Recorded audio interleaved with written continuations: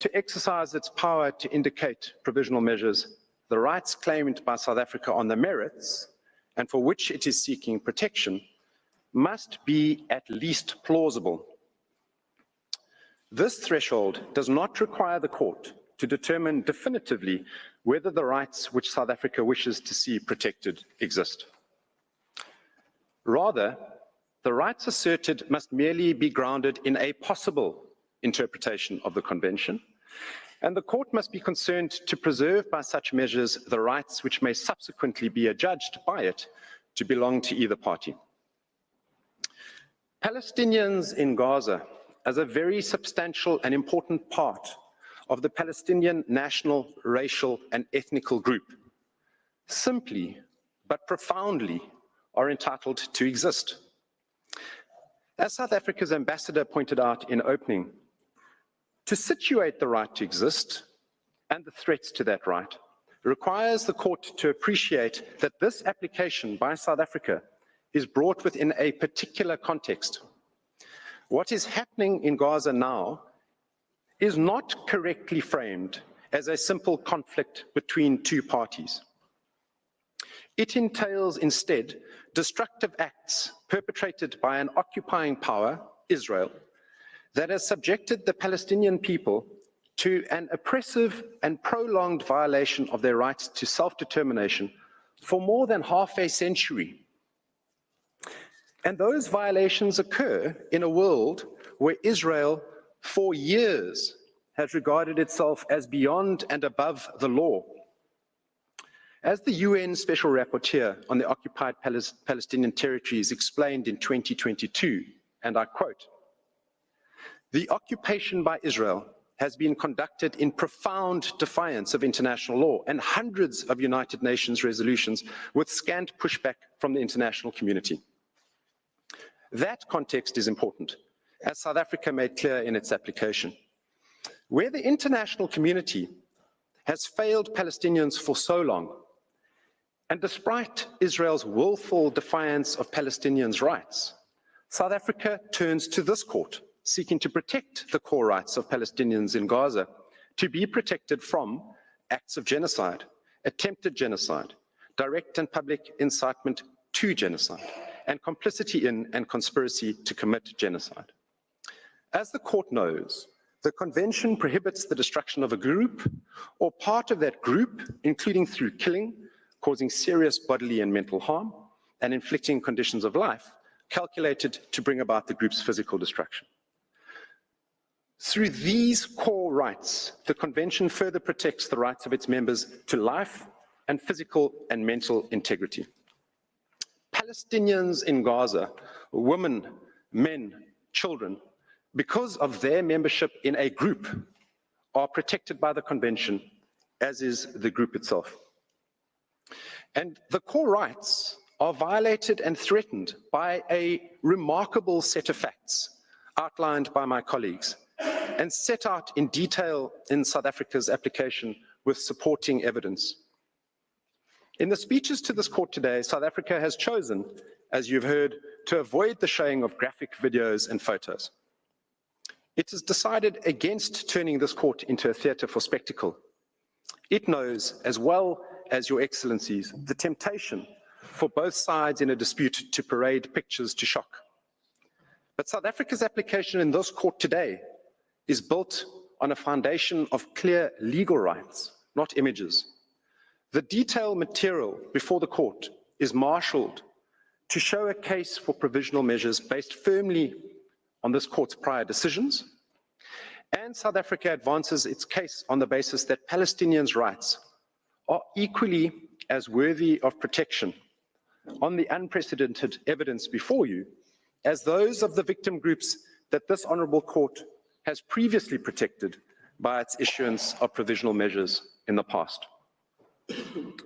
The material confirms the rights in issue and their violation, that Israel has committed and is committing acts capable of being characterized as genocidal. You have heard from Ms. Hassim about direct extermination of thousands of people and children of the Palestinian population in Gaza since 7 October last year.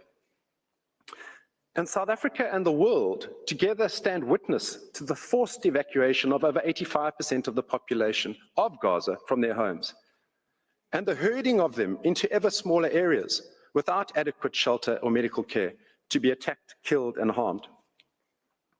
So, the rights are immediately and urgently in need of protection because of the ongoing denial by Israel of the conditions necessary for life. It is difficult, with respect, to think of a clearer or more abundantly urgent case. Arif Hussain, the chief economist at the United Nations World Food Programme, chillingly warned a week ago, on the 3rd of January, and I quote, "I've been doing this," he said, "for the past 2 decades, and I've been to all kinds of conflicts and all kinds of crises. And for me, the situation in Gaza, is unprecedented because of, 1, the magnitude, the scale, the entire population of a particular place. 2nd, the severity. And 3rd, the speed at which this is happening, at which this has unfolded, is unprecedented." He concluded, "In my life, I've never seen anything like this in terms of severity, in terms of scale, and then in terms of speed." Madam President, esteemed judges, the core rights on the evidence provided by South Africa in its application are demonstrably being violated. Multiple further statements by UN bodies and experts, as well as various expert human rights organizations and institutions and states, all of which is set out in South Africa's application, confirm as much. They collectively have considered the acts committed by Israel to be genocidal, or at the very least warned that the Palestinian people are at risk of genocide. Since the application was initiated, further states, 13 to date, including the Arab League and the Organization of Islamic Cooperation, representing 57 states, as well as other experts, have expressed their support for the case, thereby underlining the plausibility of South Africa's claim for provisional measures. For the purposes of the indication of provisional measures, the rights asserted by South Africa under the Genocide Convention and their protection corresponds with the very object and purpose of the Convention. Based on the materials before the court, the acts by Israel complained of are capable of being characterized as at least plausibly genocidal. As Mr. Nkatobi has explicated, the evidence of the specific genocidal intent is clear from the statements by Israeli government officials and soldiers towards Palestinians in Gaza, and which may be characterized as at the very least plausibly genocidal. This at least plausible genocidal intent can also be deduced from the pattern of conduct against Palestinians in Gaza. It is also, again at the very least, plausible that Israel has failed to prevent or to punish genocide, conspiracy to commit genocide, direct and public incitement to genocide, attempted genocide, and complicity in genocide. And it is further plausible that South Africa has an obligation to prevent genocide, including by taking all reasonable measures within its powers to influence effectively the actions of persons perpetrating and likely to commit genocide or engaging in direct or public incitement to genocide. So let me be clear. South Africa's obligation is motivated by the need to protect Palestinians in Gaza and their absolute rights not to be subjected to genocidal acts. Notwithstanding the incontestably serious nature of the allegations against Israel, the court should not be required, before granting provisional measures, to ascertain whether the existence of a genocidal intent is the only plausible inference to be drawn from the material before it. That would amount to the court making a determination on the merits. Moreover, South Africa has stressed that any motive or effort by Israel to destroy Hamas does not preclude genocidal intent by Israel towards the whole or part of the Palestinian people in Gaza. Evidence of other motives explaining its conduct as a perpetrator will not save Israel from a finding that it also possessed the requisite genocidal intent. And because of a fundamental feature of genocide, namely that the prohibitions on genocide and associated offences are jus cogens in nature, they are subject, therefore, to no exceptional qualification. They are absolute in nature, in times of war and peace, always and everywhere. Furthermore, the fact that the alleged acts may also be characterized as crimes other than genocide should not exclude the plausible inference of the existence of genocidal intent. As the UN Secretary General has stated, the prevention of genocide is intrinsically connected to preventing crimes against humanity and war crimes, as these crimes tend to occur concurrently in the same situation rather than as isolated events. Consequently, he said, initiatives aimed at preventing one of the crimes will in most circumstances also cover the others. And as also set out in the ILC articles on state responsibility, the wrongful act of genocide is generally made up of a series of acts which are themselves internationally wrongful.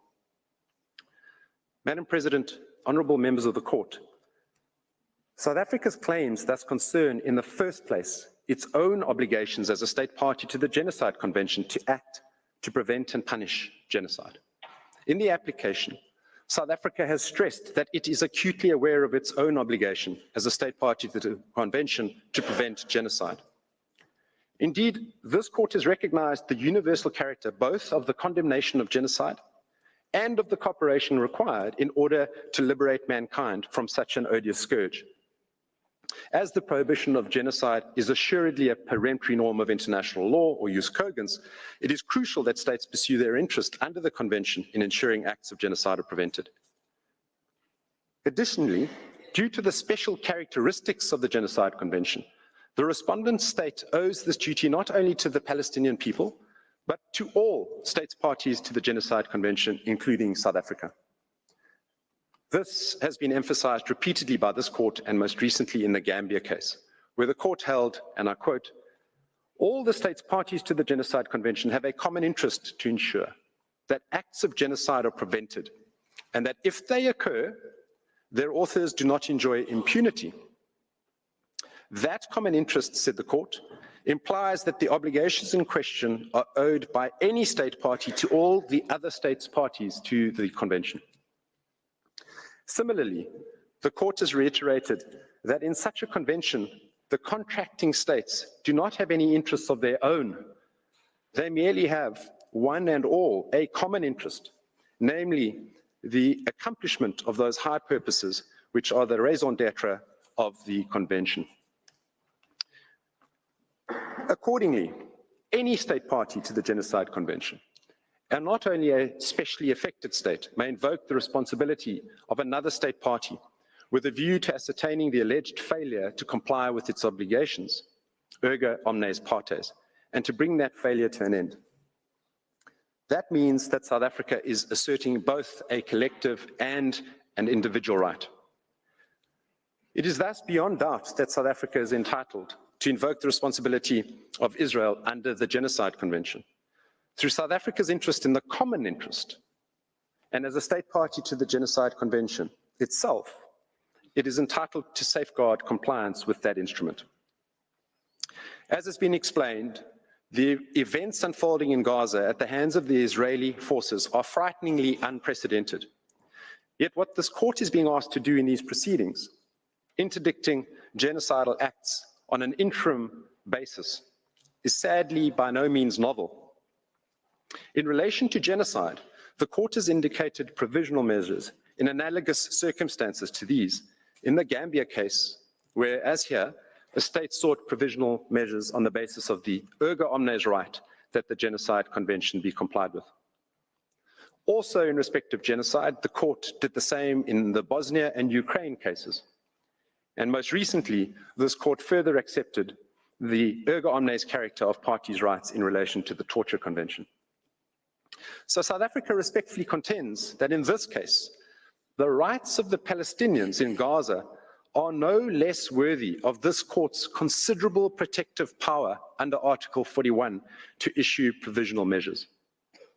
This court cannot but find, as it did in the Gambia case, where this court held that there is a correlation between the rights of members of groups protected under the Genocide Convention, the obligations incumbent on states parties thereto, and the right of any state party to seek compliance therewith by another state party.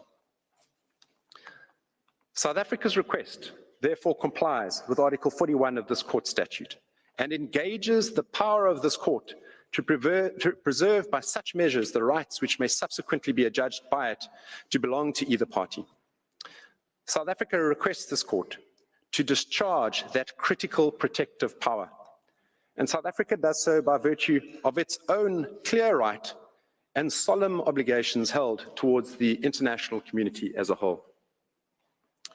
For the court to indicate one or more provisional measures, there must also be a link between the rights, the protection of which is sought, and the provisional measure being requested. Such a link manifestly exists, we say, between the rights claimed by South Africa in its application and the provisional measures requested, which are directly linked to the rights which form the subject matter of the dispute. The provisional measures sought therefore ensure the protection of rights which might ultimately form the basis of a judgment in the exercise of the court's jurisdiction in due course. The rights at stake in these proceedings are certainly at least plausible, grounded in a possible interpretation of the Convention, and as the Convention imposes on parties the obligation to prevent and punish genocide under Article 1, and in doing so intends to protect groups and parts of groups from genocide. The Convention was designed to protect both states, parties, and human groups. When acts in breach of the Convention are perpetrated, it is the fundamental rights of people and the relevant group that are violated. Those fundamental rights of Palestinians in Gaza would be the subject of any judgment by this court on the merits.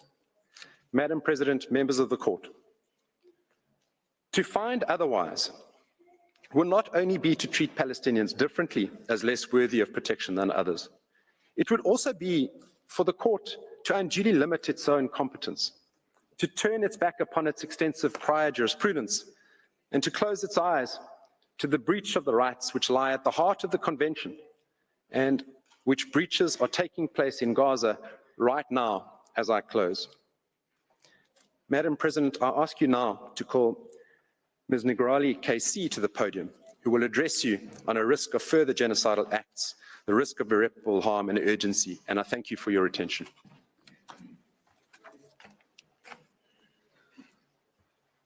I thank Professor du Plessis, and I now invite Ms. Binglini Negrali to take the floor. You have the floor, Madam.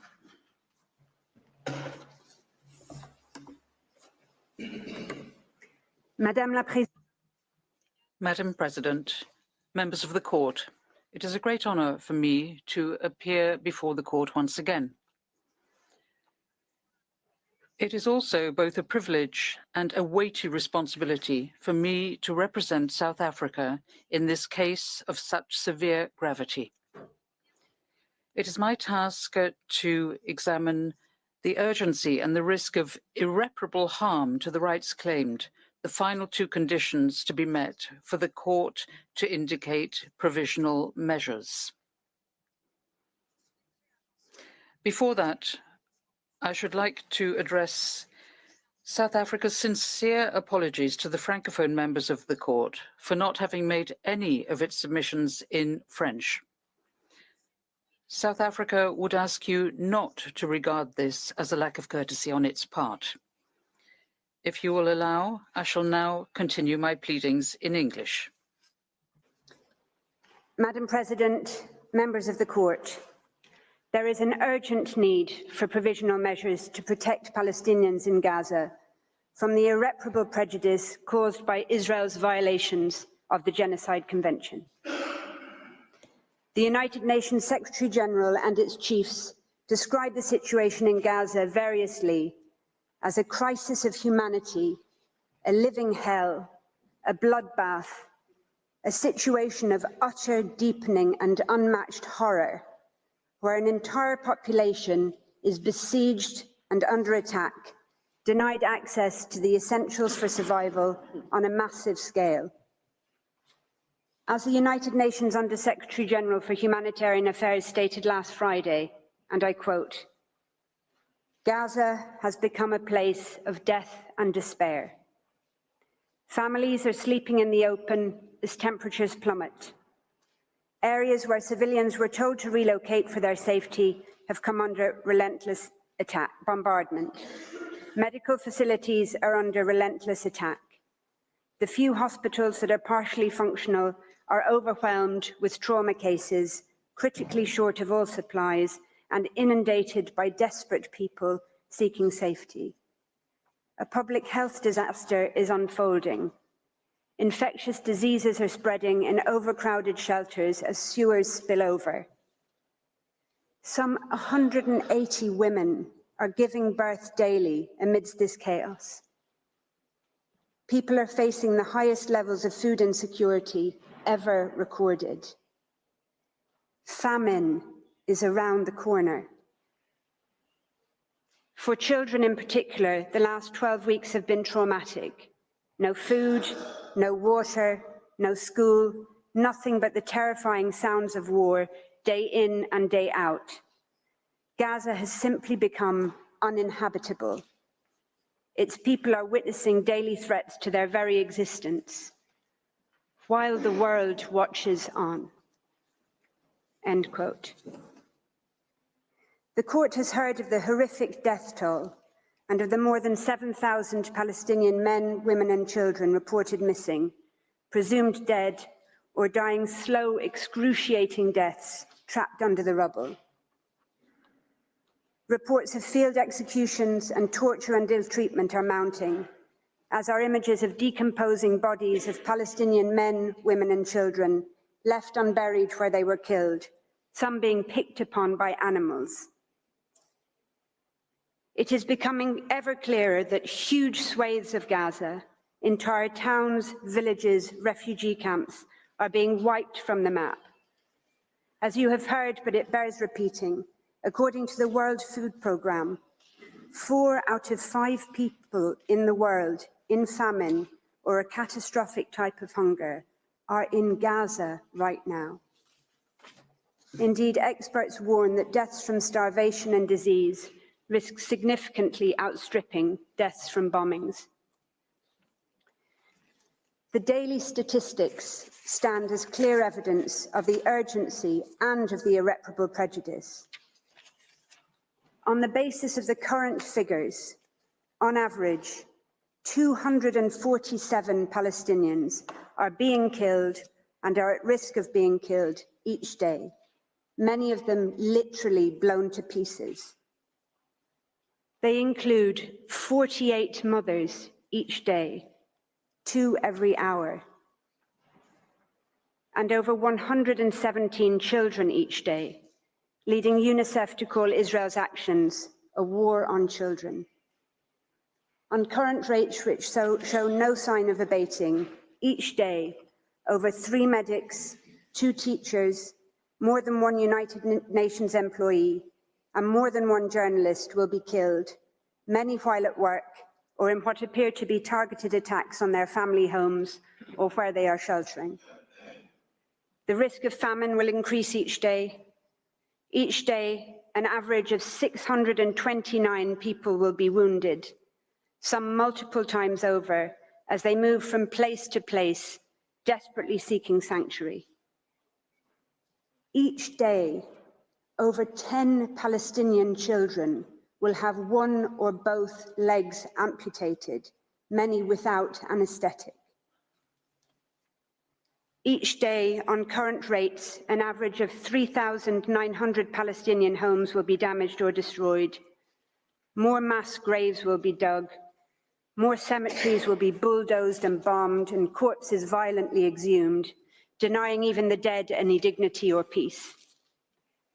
Each day, ambulances, hospitals and medics will continue to be attacked and killed. The first responders who have spent 3 months without international assistance, trying to dig families out of the rubble with their bare hands, will continue to be targeted. On current figures, one will be killed almost every second day, sometimes in attacks launched against those attending the scene to rescue the wounded. Each day, yet more desperate people will be forced to relocate from where they are sheltering, or will be bombed in places where they have been told to evacuate to. Entire multi-generational families will be obliterated, and yet more Palestinian children will become WCNSF, Wounded Child, No Surviving Family, the terrible new acronym born out of Israel's genocidal assault on the Palestinian population in Gaza. There is an urgent need for provisional measures to prevent imminent, irreparable prejudice to the rights in issue in this case. There could not be a clearer or more compelling case. In the words of the Commissioner General of the United Nations Relief and Works Agency, there must be an end to the decimation of Gaza and of its people. Turning to the court's case law, as the court has recently reaffirmed, and I quote, "The condition of urgency is met when acts susceptible of causing irreparable prejudice can occur at any moment before the court makes a final decision on the case," end quote. That is precisely the situation here. Any of those matters to which I have referred can and are occurring at any moment. United Nations Security Council resolutions demanding, quote, "the immediate, safe, unhindered delivery of humanitarian assistance at scale throughout Gaza and full, rapid, safe and unhindered humanitarian access," end quote, remain unimplemented. United Nations General Assembly resolutions calling for a humanitarian ceasefire have been ignored. The situation could not be more urgent. Since these proceedings were initiated on the 29th of December 2023 alone, an estimated over 1,703 Palestinians have been killed in Gaza and over 3,252 injured. As to the criterion of irreparable prejudice, for decades now, the court has repeatedly found it to be satisfied in situations where serious risks arise to human life or to other fundamental rights.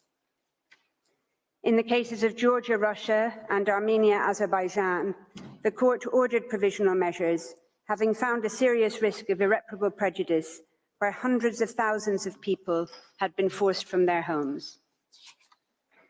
In ordering provisional measures in the latter case, the court noted the context of, I quote, "the long-standing exposure of the population to a situation of vulnerability, including hindrances to the importation of essential goods, causing shortages of food, medicine, and other life-saving medical supplies," end quote. In Gaza, as you have heard, nearly 2 million people, over 85% of the population, have been repeatedly forced to flee their homes and shelters, not just once or twice, but some 3, 4, or more times over, into shrinking slivers of land where they continue to be bombed and killed. This is a population that Israel had already made vulnerable through 16 years of military blockade and crippling de-development. Today, Israel's hindrances to the import of food and essential items have brought Gaza to the brink of famine, with adults, mothers, fathers, grandparents regularly foregoing food for the day so that children can eat at least something. Medicine shortages and the lack of medical treatment, clean water and electricity are so great that large numbers of Palestinians are dying or are at imminent risk of dying preventable deaths. Cancer and other services have long shut down. Women are undergoing cesarean sections without anesthetic in barely functioning hospitals, described as scenes from a horror movie, with many undergoing otherwise unnecessary hysterectomies in an attempt to save their lives. In the Canada-Syria torture case, the court made clear that, I quote, individuals subject to torture and other acts of cruel, inhuman or degrading treatment or punishment are at serious risk of irreparable prejudice. Well, Palestinians in Gaza are also at risk of such irreparable prejudice, with videos of Palestinian boys and men rounded up and stripped and degraded broadcast to the world, alongside footage of serious bodily harm and accounts of serious mental harm and humiliation. In Qatar, United Arab Emirates, the court considered provisional measures to be justified, having regard to the risk of irreparable prejudice deriving from factors such as people being forced to leave their places of residence without the possibility of return, the psychological distress of temporary or potentially ongoing separation from their families, and the harm associated with students being prevented from taking their exams. If provisional measures were justified there, how could they not be in Gaza, where countless families have been separated, with some family members evacuating under Israeli military orders and others staying behind at extreme risk to care for the wounded, infirm, and the elderly, where husbands, fathers, and sons are being rounded up and separated from their families, taken to unknown locations for indeterminate periods of time. In the Qatar case, the court issued a provisional order where harm to approximately 150 students was an issue. In Gaza, 625,000 school children have not attended school for 3 months, with the United Nations Security Council expressing deep concern, I quote, that the disruption of access to education has a dramatic impact on children and that conflict has lifelong effects on their physical and mental health. Almost 90,000 Palestinian university students cannot attend at university in Gaza. Over 60% of schools, almost all universities, and countless bookshops and libraries have been damaged or destroyed, and hundreds of teachers and academics have been killed, including deans of universities and leading Palestinian scholars, obliterating the very prospects for the future education of Gaza's children and young people. Notably, the court has found provisional measures to be justified in all 3 cases where they were previously sought in relation to violations of the Genocide Convention. It did so in Bosnia and Serbia in 1993, finding on the basis of evidence that was certainly no more compelling than that presently before the court, that it was sufficient to determine that there was, and I quote, a grave risk of acts of genocide being committed. The court found provisional measures to be justified in the Gambia-Myanmar case on the basis of a risk of irreparable prejudice to the Rohingya, subject to, quote, mass killings as well as beatings, the destruction of villages and homes, denial of access to food, shelter, and other essentials of life. More recently, in indicating provisional measures in Ukraine-Russia, the court considered that Russia's military activities had, quote, resulted in numerous civilian deaths and injuries and caused significant material damage, including the destruction of buildings and infrastructure, end quote, giving rise to a risk of irreparable prejudice. The court had regard to the fact that, quote, attacks are ongoing and are creating increasingly difficult living conditions for the civilian population, end quote, which it considered to be extremely vulnerable. The court also considered the fact that, I quote again, many persons have no access to the most basic foodstuffs, potable water, electricity, essential medicines or heating, and that many were attempting to flee under extremely insecure conditions. This is occurring in Gaza on a much more intensive scale to a besieged, trapped, terrified population that has nowhere safe to go.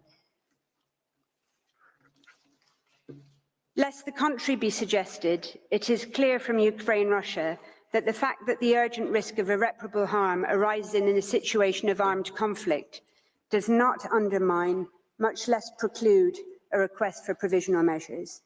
That's also clear from the court's other judgments.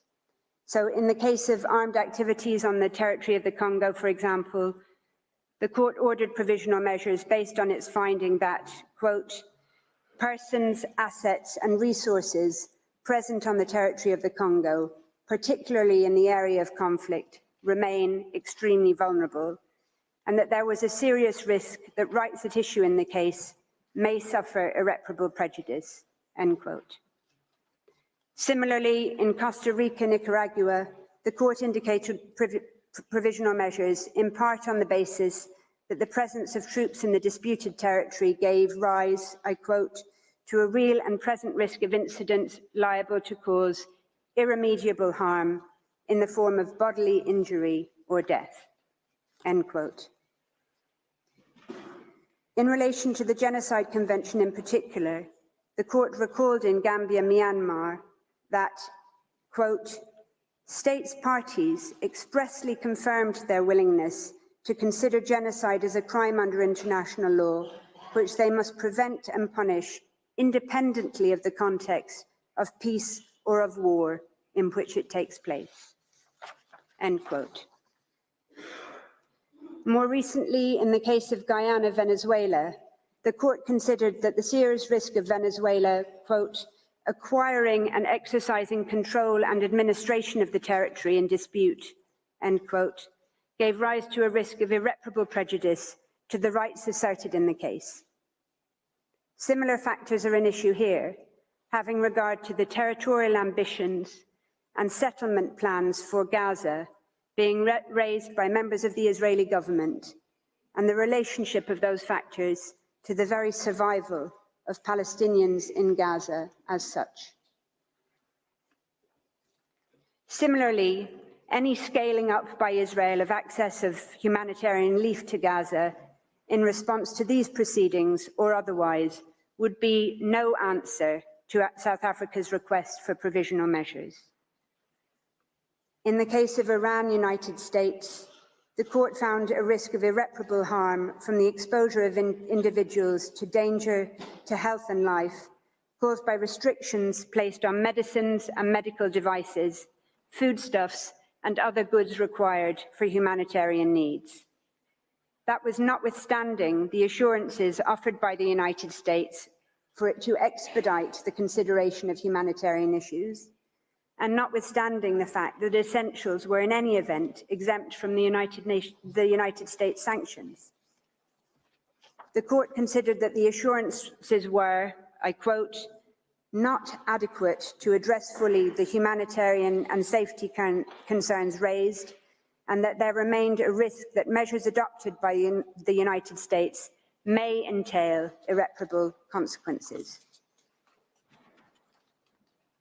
In Armenia, Azerbaijan, unilateral undertakings to alleviate restrictions alongside the full resumption of humanitarian and commercial deliveries did not defeat requests for the indication of provisional measures. The court was clear that while contributing, quote, towards mitigating the imminent risk of irreparable prejudice resulting from the military operation, those developments did not remove the risk entirely. Indeed, in Georgia, Russia, the court made clear that it considers a serious risk to subsist where, quote, the situation is unstable and could rapidly change. The court considered, quote, given the ongoing tension and the absence of an overall settlement to the conflict in this region, populations also remain vulnerable, end quote. Israel continues to deny that it is responsible for the humanitarian crisis it has created, even as Gaza starves. The aid it has belatedly begun to allow in is wholly inadequate and does not come anywhere close to the average 500 trucks being permitted daily before October 2023, even under the blockade. Any unilateral undertakings Israel might seek to give about future aid would not remove the risk of irreparable prejudice, not least considering Israel's past and current conduct towards the Palestinian people, including the 16 years of brutal siege in Gaza. In any event, as the United Nations Secretary-General has made absolutely clear, it is a mistake to measure, quote, the effectiveness of the humanitarian operation in Gaza based on the number of trucks allowed in. As he stressed, I quote, the real problem is that the way Israel is conducting this offensive means that the conditions for the effective delivery of humanitarian aid no longer exist. That would require security, staff who can work in safety, logistical capacity, and the resumption of commercial activity. It requires electricity and steady communications. All of these remain absent, end quote. Indeed, only shortly after Israel opened the Kerem Shalom crossing to goods in late December 2023, it was struck in a drone attack, killing 5 Palestinians and leading to another temporary closure. Nowhere and nobody is safe.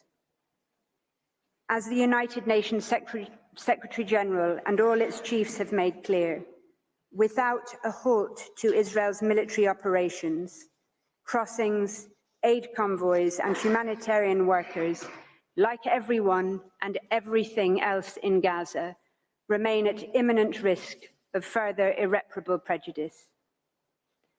An unprecedented 148 United Nations staff have been killed to date. Without a halt to Israel's military activity in Gaza, there will be no end to the extreme situation facing Palestinian civilians. Madam President, members of the Court, if the indication of provisional measures was justified on the facts in those cases I have cited, how could it not be here, in a situation of much greater severity, where the imminent risk of irreparable harm is so much greater? How could they not be justified in a situation that humanitarian veterans from crises spanning as far back as the killing fields of Cambodia, people who, in the words of the United Nations Secretary-General, have seen everything, if they say it is so utterly unprecedented that they are out of words to describe it? It would be a complete departure from the long and established line of jurisprudence that this court has firmly established and recently reconfirmed for the court not to order provisional measures in this case. The imminent risk of death, harm and destruction that Palestinians in Gaza face today and that they risk every day during the pendency of these proceedings, on any view justifies, indeed compels, the indication of provisional measures. Some might say that the very reputation of international law, its ability and willingness to bind and to protect all people equally, hangs in the balance.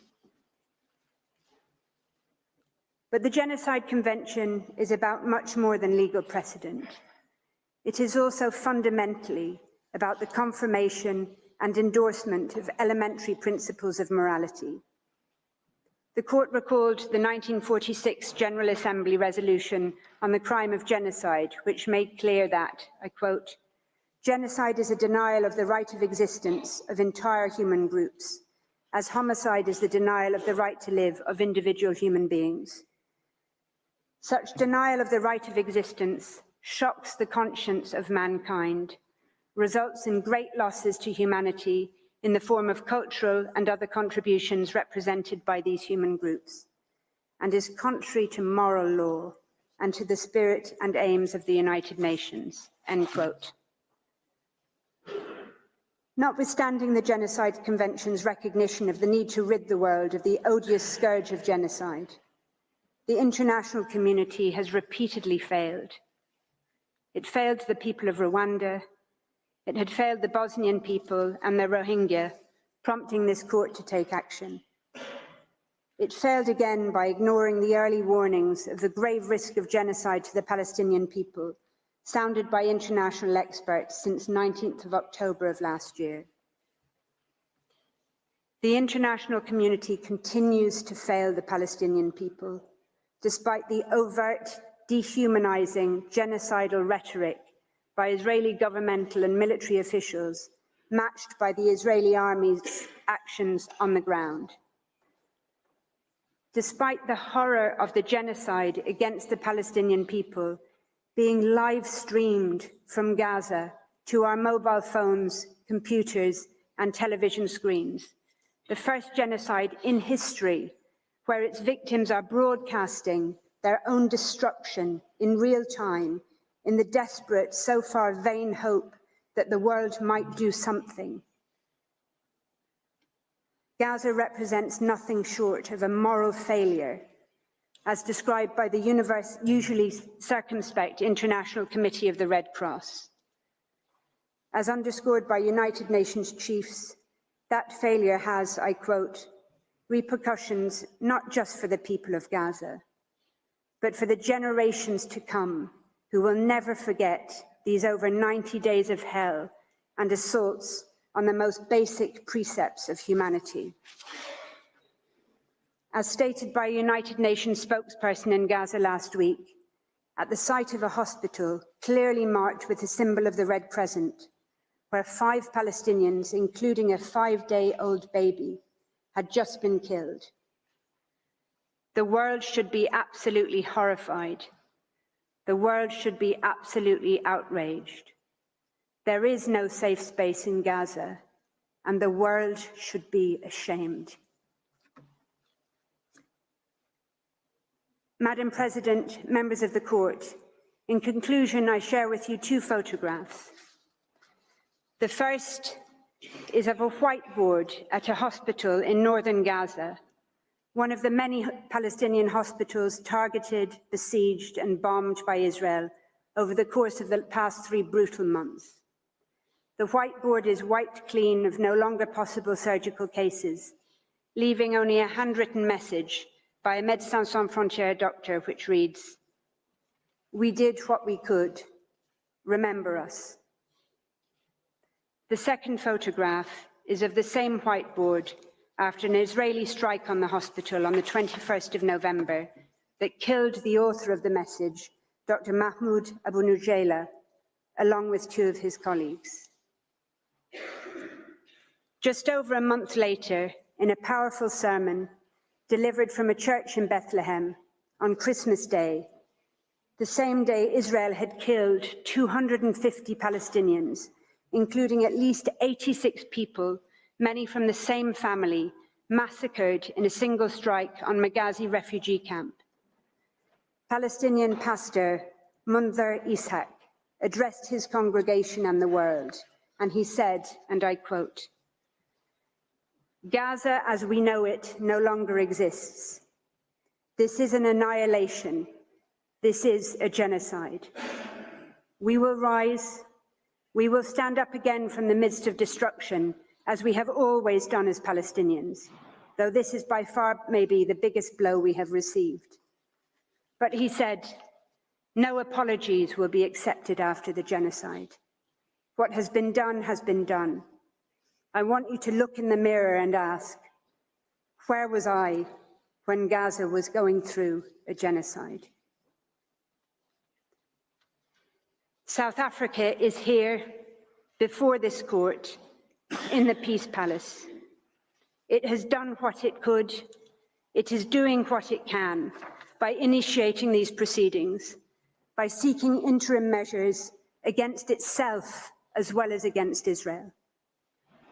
South Africa now respectfully and humbly calls on this honourable court to do what is in its power to do, to indicate the provisional measures that are so urgently required to prevent further irreparable harm to the Palestinian people in Gaza, whose hopes, including for their very survival, are now vested in this court.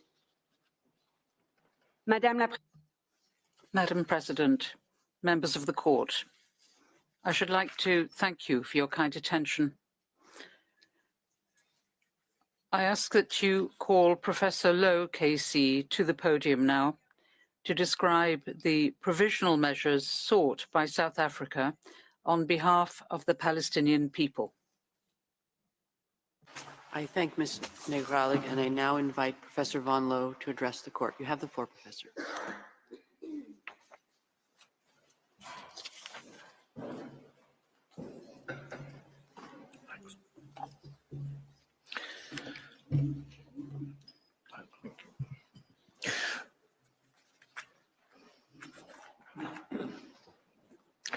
Madam President, members of the court, it's a privilege to appear before you and an honour to do so on behalf of the Republic of South Africa.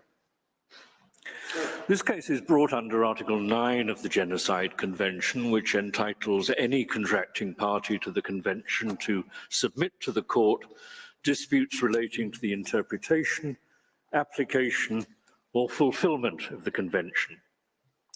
The court does not at this stage have to determine whether or not Israel has or has not acted contrary to its obligations under the Genocide Convention. That can only be done at the merits stage. It's concerned now only with the question of what provisional measures are required pending the court's final decision on the merits. The court's jurisprudence points to 5 requirements for the ordering of provisional measures. The first is that there should be prima facie jurisdiction, and that was addressed by Professor Dugard.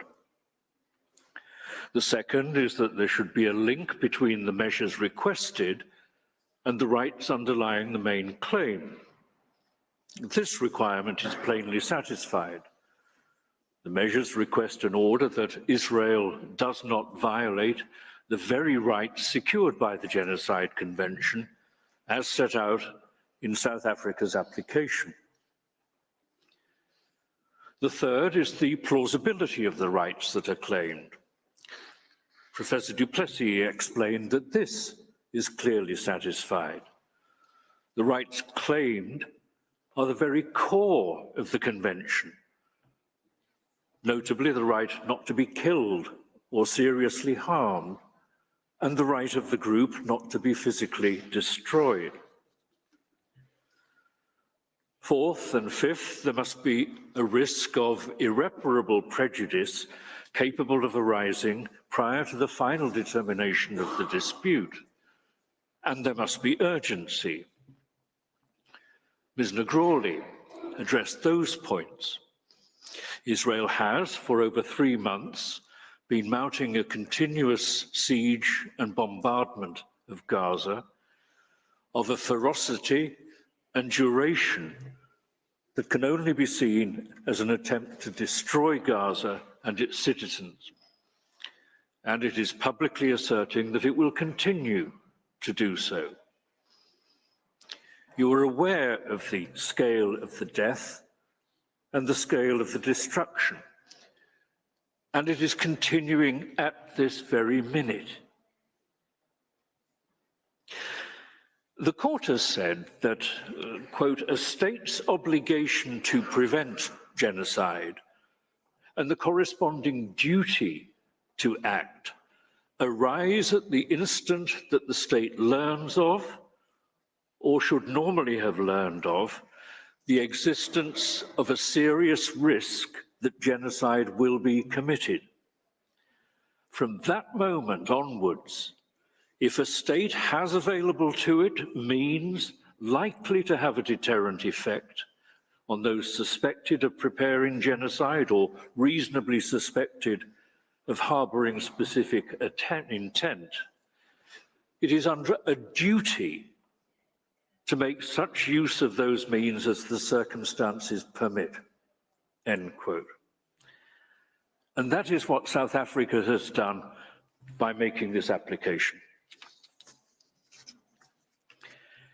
In cases such as La Grande, Avena, Jadav, this court has exercised its power to order provisional measures, having regard to the impact not only of provisional measures on the state's parties to a case, but also to the impact on the individuals directly affected and their rights. It has issued orders to restrain states from killing individuals in a manner alleged to violate international law. And that is what South Africa is requesting, after more than 23,000 individuals have already been killed in the siege and bombardment of Gaza, the overwhelming majority of them innocent men, women, and children. The court also issues orders to safeguard the integrity of its proceedings and the efficacy of its final ruling. In the Bosnia genocide case, for example, you ordered that the parties, quote, not take any action and ensure that no action is taken which may aggravate or extend the existing dispute over the prevention or punishment of the crime of genocide, or render it more difficult of solution, end quote. Without such non-aggravation orders, there is a real risk that a respondent will rush to complete its unlawful conduct before the court's final ruling, thus rendering the ruling and the court an irrelevance. Well, South Africa has kept its application in this case within the scope of the convention. First, some will ask why South Africa does not seek any court order against Hamas. This case concerns Israel's actions in Gaza, which is territory that 3 weeks ago in Resolution 2720, the UN Security Council stressed is, quote, an integral part of the territory occupied in 1967, end quote, by Israel. As the court will understand, Hamas is not a state and cannot be a party to the Genocide Convention and cannot be a party to these proceedings. There are other bodies and processes that can address the questions of steps to be taken in respect of past atrocities and against other actors, and they are no doubt considering what they should do. But as a matter of law, under the convention, South Africa cannot request an order from this court against Hamas. Secondly, South Africa understands that not all violence constitutes genocide. Acts of ethnic cleansing, collective punishment, the targeting of civilians, attacks on hospitals and other war crimes are all unlawful, but they do not always violate the Genocide Convention. Genocide requires an intent to destroy, in whole or in part, a national, ethnical, racial, or religious group. But the fact that what Israel is doing in Gaza may also constitute war crimes or crimes against humanity is no defense and no bar to a charge of genocide. South Africa has set out its request for relief in paragraph 111 of its application and its request for provisional measures in paragraph 144. The reasoning behind the request is pragmatic. The first two paragraphs of the provisional measures request call for the suspension of Israel's military operations in and against Gaza.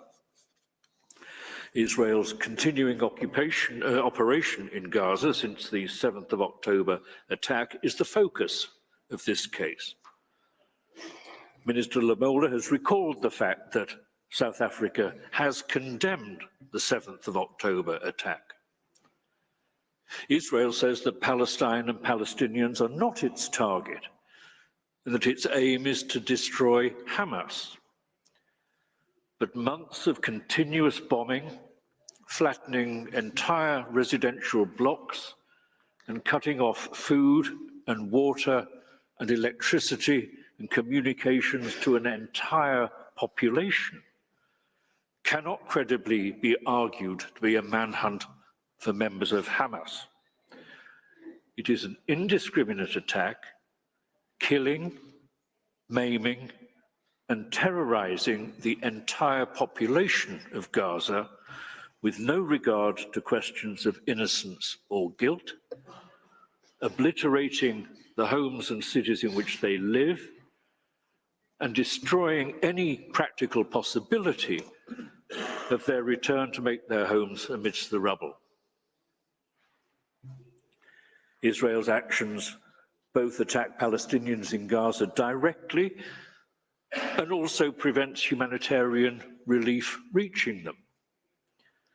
Palestinians face death from continuing bombardments and shootings, and death from starvation and disease, which is even more indiscriminate, but usually slower.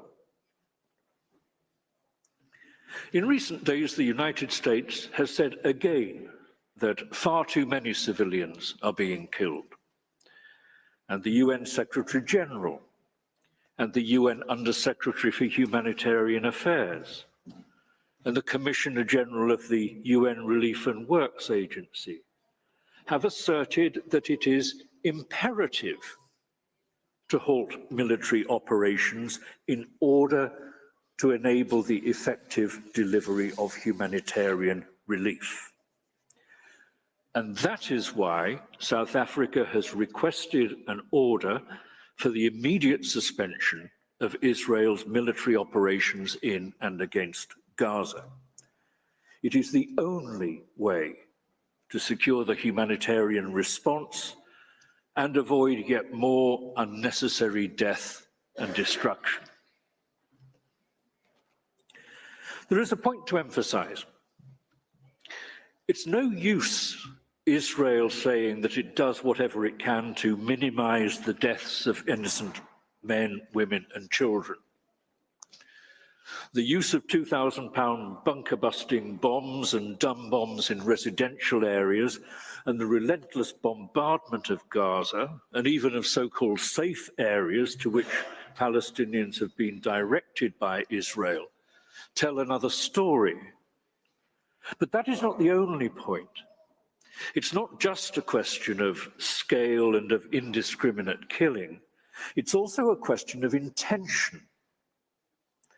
If any military operation, no matter how carefully it's carried out, is carried out pursuant to an intention to destroy a people in whole or in part, it violates the Genocide Convention, and it must stop. And that is why all military operations capable of violating the Genocide Convention must cease. The third request is for an order that both Israel and South Africa, in accordance with their obligations under the Genocide Convention in relation to the Palestinian people, take all reasonable measures to prevent genocide. The fourth and fifth measures then spell out these general obligations in terms of the specific instances of offences listed in Articles 1, 2 and 3 of the Convention. The sixth requested measure addresses the fact that, aside from its own acts, the government of Israel is legally bound to prevent and punish others who engage in or incite or actively support conduct that violates the Genocide Convention. Until the reported intervention of the Attorney General 36 hours ago, Israeli authorities appear to have done practically nothing to stop the flow of genocidal rhetoric, including statements emanating from the ranks of public officials. Indeed, the toleration, even normalization of such incitement has become a matter of concern within Israel itself. And that is why this measure is sought. This case is important. Lives are at stake. Israel's credibility and reputation are at stake. Yet evidence that could determine whether or not particular acts violate the Genocide Convention is being lost or destroyed, while fact-finders and foreign journalists are unable to report freely from Gaza. Hence the seventh request, which is for an order directing the preservation of evidence.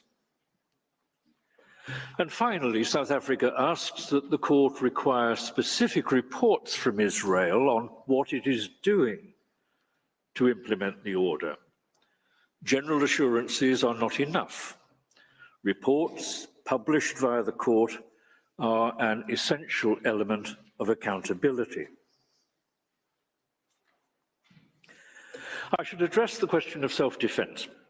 In its advisory opinion in the Wall case, the court noted that the threat that Israel had argued justified the construction of the wall was not imputable to a foreign state, but emanated from territory, the occupied Palestinian territory, over which Israel itself exercises control. For those reasons, the court decided, as a matter of international law, the right of self-defense under Article 51 of the Charter, the UN Charter, had no relevance in such circumstances. 20 days ago, the Security Council affirmed yet again that Gaza is occupied territory. Though Israel refers to a complete withdrawal from Gaza, it has retained control over Gaza, over access by land and sea and air, and over key governmental functions and supplies of water and electricity. The tightness of its grip may have varied, but no one can doubt the continuous reality of Israel's grip on Gaza. The court's legal holding from 2004 holds good, and a similar point is to be made here. What Israel is doing in Gaza, it is doing in territory under its own control. Its actions are enforcing its occupation. The law on self-defense under Article 51 of the UN Charter has no application. But that is not the main point. The main point is much simpler. It is that no matter how monstrous or appalling an attack or provocation, genocide is never a permitted response. Every use of force, whether used in self-defense or in enforcing an occupation or in policing operations or otherwise, must stay within the limits set by international law, including the explicit duty in Article 1 of the Convention to prevent genocide.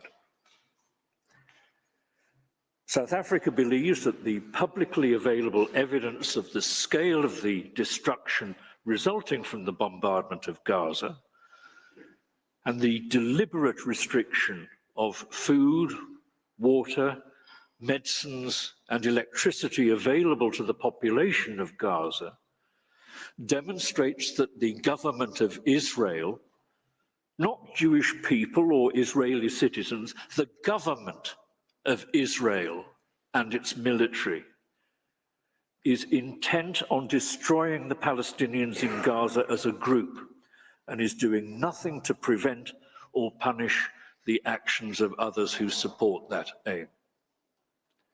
And I repeat, the point is not simply that Israel is acting disproportionately.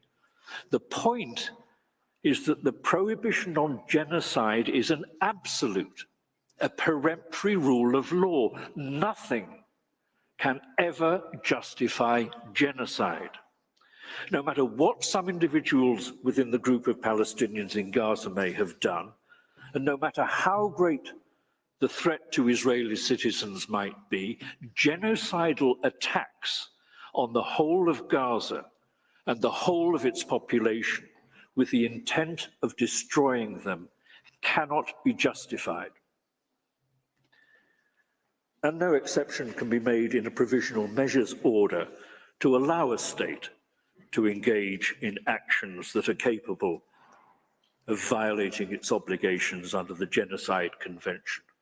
It is unthinkable that a court would ever do such a thing. That is the simple point in this case. Genocide can never be justified in any circumstances. Israel's actions will be examined closely and methodically at the merit stage, when the court will want to hear what Israel has to say in its defense. What matters now is that the evidence indicates that Israel's actions have violated its obligations under the Genocide Convention, that they continue to violate them, and that Israel has asserted that it intends to continue them. Israel may say that it will comply with all of its obligations under the Genocide Convention and that orders from the court are not necessary. But in previous cases, the court has held that such unilateral statements do not remove the risk of irreparable prejudice or obviate the need for a court order. In this case, one reason for doubting the efficacy of any such unilateral undertaking is Israel's apparent inability to see that it has done anything wrong in grinding Gaza and its people into the dust. Another reason is that a departure from or reinterpretation of any unilateral undertaking by Israel may lead to consequences so appalling that the risk simply cannot be taken. But there is a third reason. As was noted during the submissions to this court in the case concerning the reservations to the Genocide Convention in 1951, quote, "The obligation to submit disputes concerning the interpretation or execution of the Convention to the International Court of Justice was regarded as one of the prime guarantees of the due fulfillment of the basic obligation to prevent and punish the crime of genocide," end quote. The role of the court, which unusually extends not only to the interpretation and application of the convention, but also to its fulfillment, is pivotal. In addition to their substantive obligations under the convention, it is vitally important that states respect the court and their procedural obligations. This is not a moment for the court to sit back and be silent. It's necessary that it assert its authority and itself order compliance with the obligations under the Genocide Convention. Indeed, it's hard to think of a case in recent history which has been so important for the future of international law and of this court. Madam President, members of the court, that concludes my submission. I thank you for your attention, and unless I can help you further, I'd ask that you call on South Africa's agent to read out the request for relief.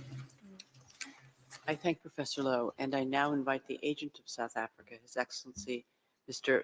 Vusumuzi Madonsela, to address the court. You have the floor, Excellency.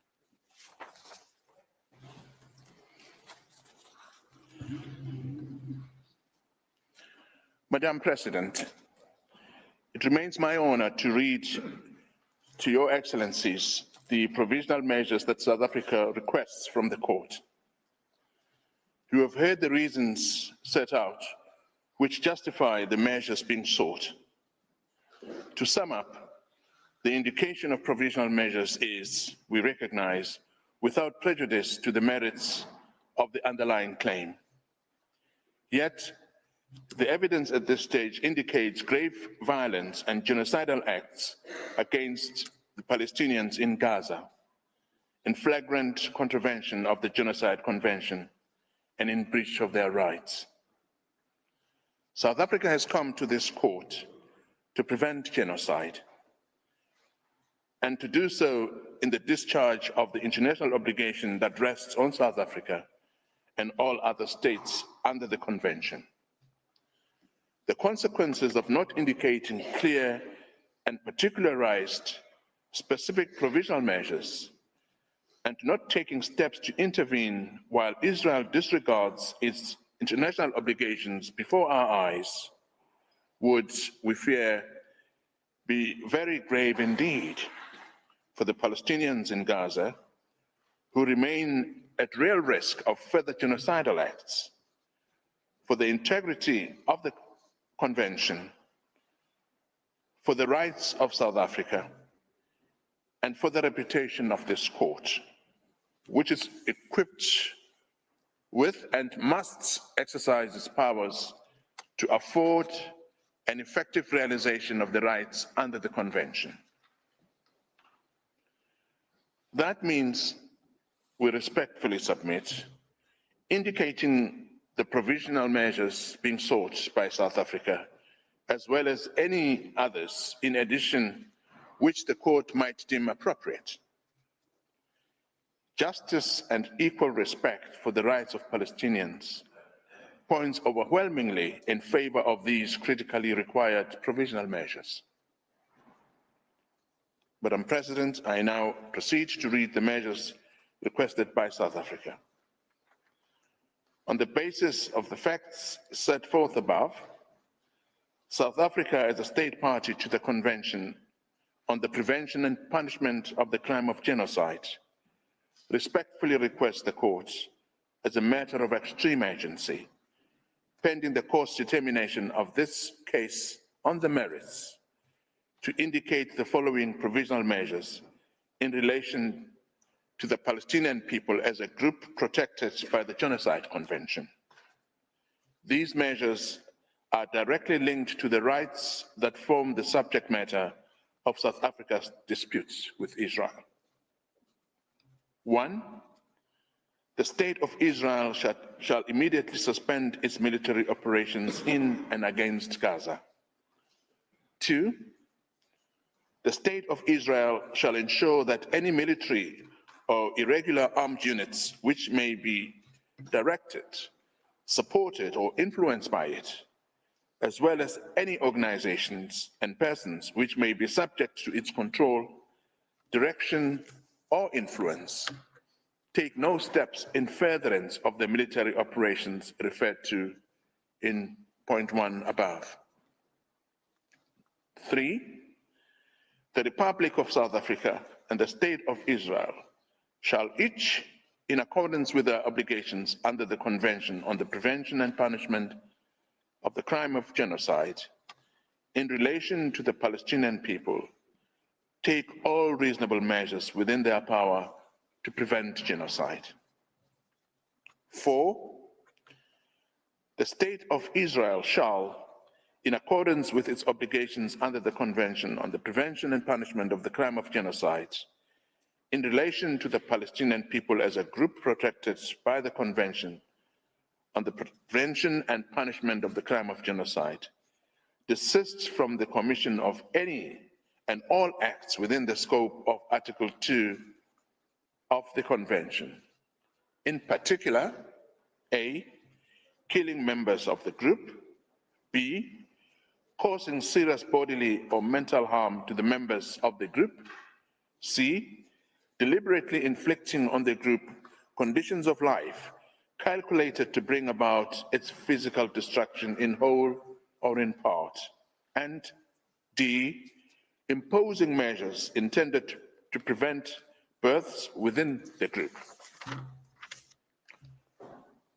5, the State of Israel shall, pursuant to point 4, paragraph C above, in relation to Palestinians, desist from and take all measures within its power, including the rescinding of relevant orders, of restrictions and or prohibitions to prevent A, the expulsion and forced displacement from their homes, B, the deprivation of access to adequate food and water, access to humanitarian assistance, including access to adequate fuel, shelter, clothes, hygiene, and sanitation,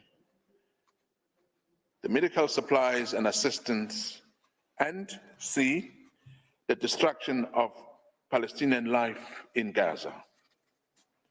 Number 6, the state of Israel shall, in relation to Palestinians, ensure that its military, as well as any irregular armed units or individuals which may be directed, supported, or otherwise influenced by it, and any organizations and persons which may be subject to its control, direction, or influence, do not commit any acts described in 4 and 5 above, or engage in direct and public incitement to commit genocide, conspiracy to commit genocide, attempt to commit genocide, or complicity in genocide. And insofar as they do engage therein, that steps are taken towards their punishment pursuant to Articles 1, 2, 3, and 4 of the Convention on the Prevention and Punishment of the Crime of Genocide. Number 7, the State of Israel shall take effective measures to prevent the destruction and ensure the preservation of evidence related to allegations of acts within the scope of Article 2 of the Convention on the Prevention and Punishment of the Crime of Genocide. To that end, the State of Israel shall not act to deny or otherwise restrict access by fact-finding missions, international mandates, and other bodies to Gaza to assist in ensuring the preservation and retention of said evidence. Number 8, the State of Israel shall submit a report to the court on all measures taken to give effect to this order within 1 week, as from the date of this order, and thereafter at such regular intervals as the court shall order, until a final decision on the case is rendered by the court, and that such reports shall be published by the court, I beg your pardon. Number 9, the State of Israel shall refrain from any action and shall ensure that no action is taken which might aggravate or extend the dispute before the court or make it more difficult to resolve. Thank you, Madam President and distinguished members of the court. That concludes South Africa's address. Thank you. I thank the agent of South Africa, whose statement brings to an end the single round of oral argument of South Africa, as well as this morning's sitting. The court will meet again tomorrow, 12 January 2024 at 10 a.m. to hear the single round oral argument of Israel. The sitting is adjourned.